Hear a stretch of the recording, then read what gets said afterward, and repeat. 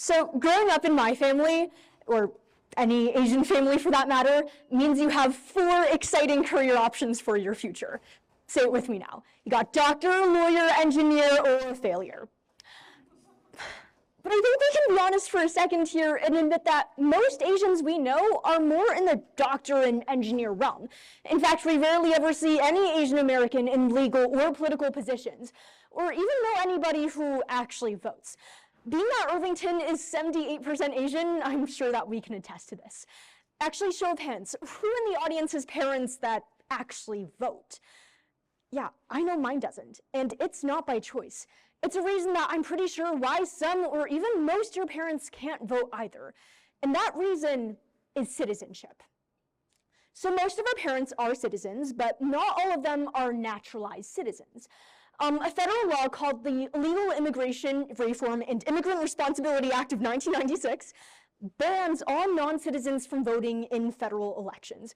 In my opinion, one of the most blatant but ignored forms of voter suppression in America. I mean, just think about it. America became a country because of taxation without representation. And now that's happening again on a massive scale, where non-citizens are paying hundreds of millions of dollars taxes in every single year while not getting any representation. And being that 68% of all Asian adults in the US are immigrants, that poses a massive problem for Asian voter engagement, political representation, and even having a voice in this country. Even in my hometown of San Francisco, where Asians make up a whopping 37% of the demographic, I learned in my internship at the SF Department of Elections that Asians are literally considered a low engagement target group. But what led up to this? How did we get to this point where, according to the US Census Bureau, Asian American voter registration rates are among the lowest of all racial groups in this country? It starts in California. There's a whole history of voter suppression against Asians in this state, and that historical legacy of racism continues to have effects on our voter engagement today.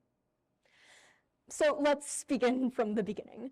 The gold rush started in 1848, and Chinese immigrants started to make their way over to the state in 1849.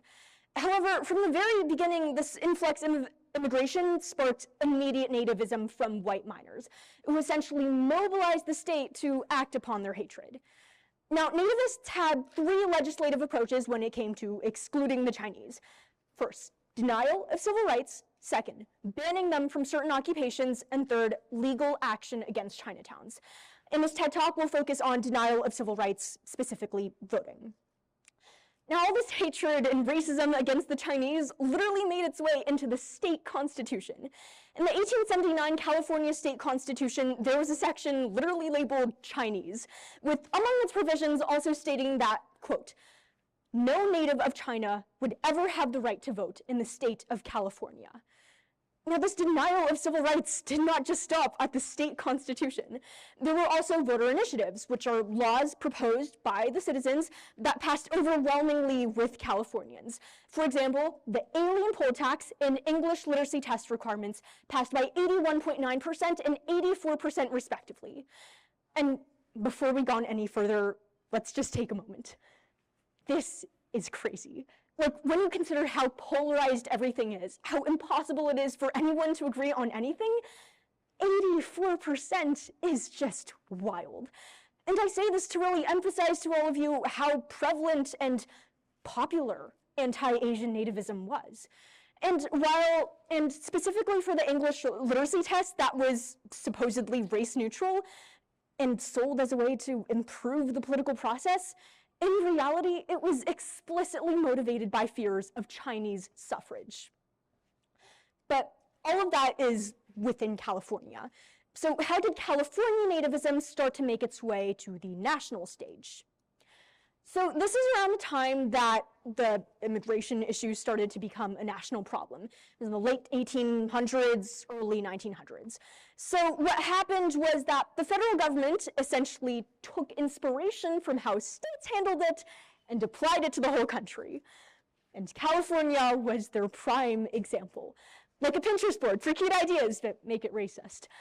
And this is really the turning point, where all the racism against Chinese people in California was now having a direct effect on all Asians in America. And we saw this with the Chinese Exclusion Act, which, by the way, was directly influenced by how California was treating its Chinese immigrants. But we also saw this with the 1920 Supreme Court case Ozawa versus US involving a Japanese man, and United States versus Thind involving an Indian Sikh. In both those cases, the Supreme Court reaffirmed the 1790 Naturalization Act, which was a law that stated that only white immigrants could become citizens. And this is really important to keep in mind, because in 1996, the Illegal Immigration Reform and Immigrant Responsibility Act banned non-citizens from voting in federal elections. And so you see how these two events kind of worked in perfect conjunction at suppressing the Asian American vote on a national scale. First was the ruling that said Asians were ineligible for citizenship, and then there was the law that just happened to say non-citizens can't vote in federal elections. And while in the 1950s, laws around Asian immigration and naturalization did liberalize, guys, that was still more than 100 years, generations upon generations upon generations, where every single Asian in this country did not have a right to vote. And at this point, you might be thinking, okay, well, Asians can naturalize now. Why don't you just become a citizen? It's not a big deal.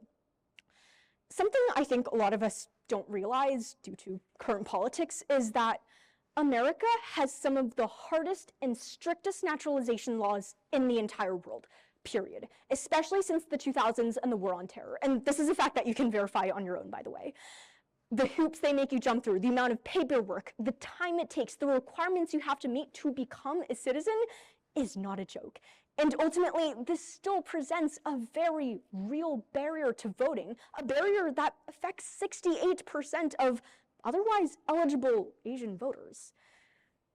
So, what can we do about this? While it'd be nice for the Illegal Immigration Reform and Immigrant Responsibility Act of 1996 to be repealed, frankly, I don't see that happening anytime soon, let's be real. But what we can do is make sure that those of us who can vote do. And that's you guys, us. Most Asian youth in the US are second generation, meaning that we have birthright citizenship. If you are 16 or 17 years old, in the state of California, you're actually allowed to pre-register to vote. And obviously, if you're 18, register to vote. It's very easy, it's very quick, takes less than 5-10 minutes. You can get it done right after this event. You can just do it online. And finally, join the speech team at Irvington. As important as it is, political power does not come from just voting. It also comes from having a voice and knowing how to use it.